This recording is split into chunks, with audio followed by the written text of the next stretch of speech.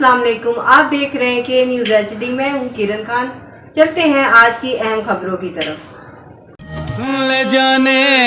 Quality product by Khadim's Milk Foods, Sahiwal. رخ کریں گے ساہیوال کا۔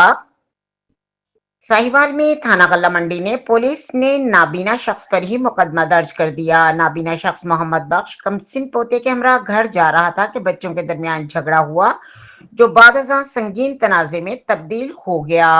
متاثرہ نابینا شخص کے مطابق جھگڑے کے دوران مخالف فریق کے افراد نے اسے اور اس کے پوتے کو مبینہ طور پر تشدد کا نشانہ بنایا، جس کے باعث وہ بے ہوش ہو گیا۔ اہل علاقہ نے اسے گھر منتقل کیا جہاں اسے طبی امداد دی گئی۔ متاثرہ خاندان کا الزام ہے کہ مخالفین نے خود کو بچانے کے لیے پولیس ہیلپ لائن کال کی اور بعد ازاں مبینہ طور پر پولیس سے ساز باز کر کے الٹا نابینا شخص کے خلاف ہی مقدمہ درج کروا دیا۔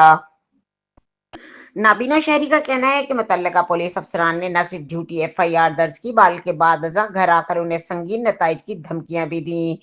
نابینا شخص محمد بخش نے وزیر اعظم پاکستان اور وزیر اعلیٰ پنجاب سے اپیل کی ہے کہ اس کے خلاف درج مقدمہ ختم کر کے انصاف فراہم کیا جائے اور ذمہ داروں کے خلاف قانونی کارروائی عمل میں لائی جائے۔